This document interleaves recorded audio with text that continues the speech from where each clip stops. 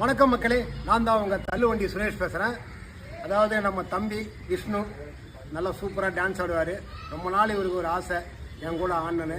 அந்த ஆசை இன்றைக்கி தான் நிறைவேறிச்சு. ரொம்ப நல்ல டான்ஸர், நல்லா ஆடுவார், நல்லா ஹார்ட் ஒர்க் பண்ணுறாரு. இவருக்கும் நீங்கள் சப்போர்ட் பண்ணுங்கள் மக்களே, ஓகேங்களா?